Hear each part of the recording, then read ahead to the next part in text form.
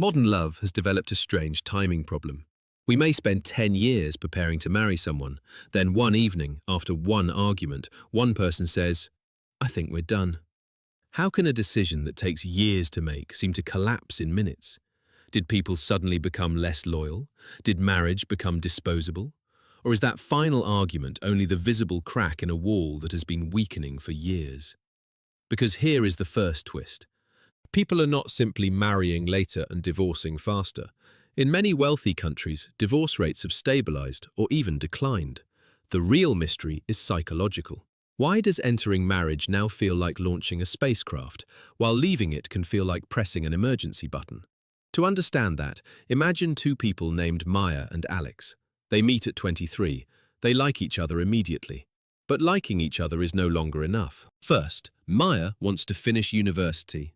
Alex wants a stable job. Both want savings. They want to travel. They want to understand themselves. They want to heal old emotional wounds. They want a better apartment, reliable income, and perhaps a dog with surprisingly expensive medical needs. Marriage is somewhere on the list. It is simply below 12 other things labelled "Become a complete adult first." A few generations ago, marriage often marked the beginning of adulthood. Today, it increasingly marks the completion of adulthood. People once married, then built a life together. Now, many feel they must build a life first, then prove that another person fits inside it. Marriage has moved from being a foundation stone to becoming a final trophy. And trophies require preparation. Across many developed countries, the average age at first marriage has risen dramatically. This happened for several reasons. People stay in education longer, careers take longer to establish, housing is expensive, economic uncertainty makes long commitments feel risky. Women have far more freedom to study, work, earn, and reject marriages they do not want. Living together without marrying is also more accepted. And perhaps most importantly, being single is no longer treated as a social emergency. Imagine a village 50 years ago. Everyone knows who is single. Aunts begin asking questions. Neighbors begin making introductions. Your grandmother looks at you as though the family bloodline is a candle in heavy wind. Now imagine a modern city. Millions of people live alone. Food arrives at the door. Entertainment never ends. Friendships can happen online. You can build a meaningful life without marrying at 22. The social clock is quieter. But something strange happens when pressure decreases. Choice increases. Maya and Alex do not have to marry. So if they do, the marriage must feel especially meaningful. It cannot merely provide a home, income, children, or social respect.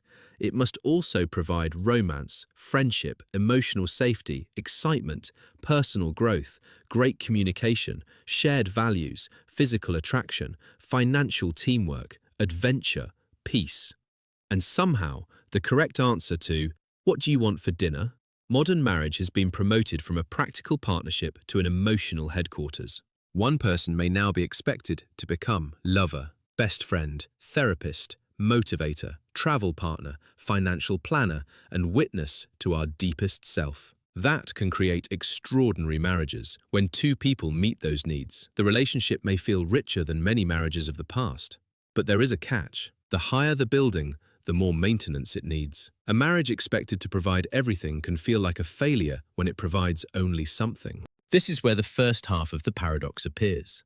People marry later because the standards for entering marriage have risen. They are not only asking, "Can we survive together?" They are asking, "Can this person help me become the best version of myself for the next 50 years?" That is not a small interview question. So Maya and Alex wait. They date for years. They live together. They test compatibility. They compare goals. They discuss children, careers, cities, money, families, and whether the dog is allowed on the bed. Finally, at 32, they marry. Surely all that preparation should make the marriage unbreakable. Often, it does help.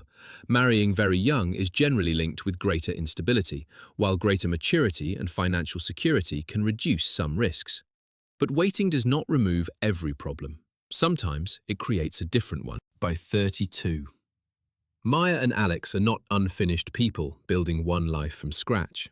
They already have two finished systems, two routines, two careers, two identities, two methods for loading a dishwasher, both defended like ancient religious law. They have become better at choosing, but they may also have become less flexible about being changed. This does not mean older couples cannot adapt. Of course they can. It means marriage now often joins two highly developed lives rather than shaping two lives from an earlier stage. The fit may be more carefully selected, but when the fit changes, both people may feel the friction more clearly, and change is unavoidable. The person you marry at 32 will not remain 32. A career fails, a parent becomes ill, a child arrives, sleep disappears, money becomes tight. One partner grows more ambitious, the other wants a quieter life. The marriage chosen, after years of careful analysis, suddenly faces problems no dating period could simulate. No romantic weekend can accurately reproduce 3 months of broken sleep, a sick child, a leaking roof, and two relatives giving contradictory advice. Now imagine an invisible scale inside the relationship. Psychologists studying commitment often describe several forces that affect whether people stay. How satisfied am I? How much have I invested? And what alternatives do I believe exist outside this relationship? Maya and Alex have invested years, memories, friends, money, and perhaps children. Those investments pull them towards staying. Love pulls them towards staying. Shared identity pulls them towards staying. But dissatisfaction pushes in the opposite direction, and modern life has made alternatives far more visible. Not necessarily better, visible. A phone can display hundreds of attractive strangers before breakfast.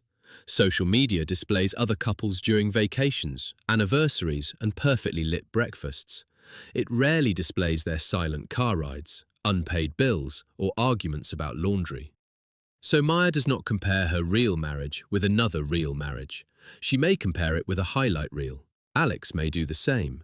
This creates a comparison machine that previous generations did not carry in their pockets. Dating platforms can also create the feeling that there is always another possibility, one swipe away. Research does not show that every app user becomes incapable of commitment. Human relationships are far more complicated than that. But experiments suggest that repeatedly evaluating large numbers of profiles can encourage a rejection mindset. The brain begins practicing one question: what is wrong with this option? That question is useful when avoiding danger. It is less useful when applied every day to an imperfect human being. But here is the next twist. The possibility of alternatives does not cause most divorces by itself. People rarely leave a healthy, loving marriage because a better profile appeared on a screen. Alternatives matter most when the relationship already feels empty, hostile, unsafe, or hopeless. The open door becomes powerful when the room feels impossible to remain inside, and modern society has made that door easier to see. In the past, divorce could mean social exile. Women in many places had limited access to income, property, legal protection, or child custody. Religious and family pressure could be overwhelming. Leaving a destructive marriage might have been financially impossible, so low divorce did not always mean high happiness. Sometimes it meant low freedom. Today, in many societies, divorce carries less stigma. People have more legal rights. Women are more economically independent. Friends are more likely to support someone who leaves. These changes do not merely make impulsive divorce easier, they also make necessary escape possible. That distinction matters. A marriage should not be preserved at the cost of safety, dignity, or freedom from abuse.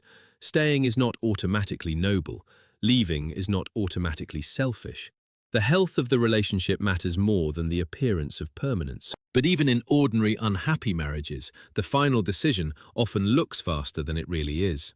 Imagine Alex sitting alone at the kitchen table. He says, "I want a divorce." To Maya, the sentence arrives in 4 seconds. To Alex, it may have taken 4 years. There may have been hundreds of small moments. A conversation avoided, an apology never made, affection slowly disappearing, repeated promises followed by the same behavior, attempts to repair things that failed, private thoughts he never fully expressed. The announcement is sudden. The process is not. This is called a threshold effect. Picture a bucket under a dripping tap. For months, almost nothing seems to happen. Drop, drop, drop. Then, one final drop makes the water spill over. Observers blame the final drop, but the final drop was not uniquely powerful. It simply arrived when the bucket was full. That is why couples sometimes divorce after an argument about something absurdly small. A towel on the floor, a forgotten message, a late arrival. The argument is not really about the towel. The towel has accidentally been elected spokesperson for 10 years of disappointment. And there is another asymmetry hidden inside marriage. Marriage requires two people to say yes. Divorce can begin when one person says no. To build a bridge, both sides must keep constructing toward the center. To close the bridge, only one side needs to stop. This makes the exit decision appear structurally faster than the entry decision. The couple may spend years confirming mutual commitment, but once one person becomes certain that the relationship cannot continue, the shared project changes immediately. Still, certainty is not always wise. Human beings are vulnerable to making permanent decisions during temporary emotional storms. Anger narrows attention. Stress makes the future look darker. Loneliness can make alternatives look brighter than they are. A serious conflict can create the illusion that nothing has ever worked and nothing ever will. That is why one terrible week should not automatically become a verdict on an entire marriage.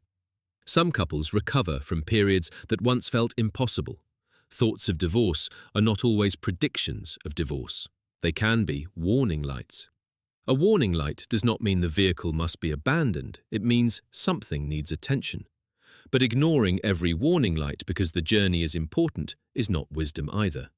Eventually, the engine may stop. So how can people take years to marry, yet seem to decide divorce quickly? Because the two decisions answer different questions. Before marriage, the question is this the best life I can choose? During a failing marriage, the question becomes, can I continue living this life? The first question invites endless comparison. The second may demand immediate relief. Before marriage, people imagine many possible futures. During divorce, they may feel trapped inside one painful present. And modern culture intensifies both sides. It tells us not to settle when choosing. Then it tells us not to stay where we cannot flourish. Those messages can protect people from bad marriages. They can also make ordinary disappointment feel like evidence of total incompatibility. The danger is not having standards. The danger is confusing every unmet expectation with betrayal. No spouse can provide every emotional need. No relationship remains exciting every day. No carefully selected partner can eliminate boredom, insecurity, aging, grief, or personal confusion. Sometimes we blame the marriage for discomfort that belongs to being human, but the opposite mistake is equally dangerous. Some people call neglect normal. They call cruelty a difficult phase. They call control commitment. They wait for improvement that never comes. The challenge is learning the difference between a relationship that is imperfect and one that is destructive. Between pain that can be repaired and a pattern that keeps causing harm. Between temporary distance and permanent refusal to reconnect. There is no simple formula. Psychology can identify patterns. Statistics can reveal trends. Counseling can help people communicate. But no chart can fully enter a private home and measure what two people experience there. That may be the deepest reason this paradox feels so uncomfortable. We want marriage to be both freely chosen and permanently secure. But freedom includes the freedom to leave. We want people to choose carefully, but careful choosing can raise expectations. We want love to help us grow, but growth sometimes causes two people to change in different directions. Modern society did not simply weaken marriage. It transformed marriage into a voluntary, emotional, highly demanding partnership. That makes the best marriages more intimate than ever. It also makes disappointment more visible. Maya and Alex may wait a decade before marrying because marriage matters deeply to them, and one may eventually leave because a meaningful life matters deeply too. The same value sits behind both decisions: choice. So perhaps the strange timing of modern marriage is not really about patience followed by carelessness. It is about years spent searching for certainty, followed by one moment when uncertainty finally ends. And the sentence, "I want a divorce," may sound like the beginning of a decision, but very often it is only the moment the hidden decision becomes audible.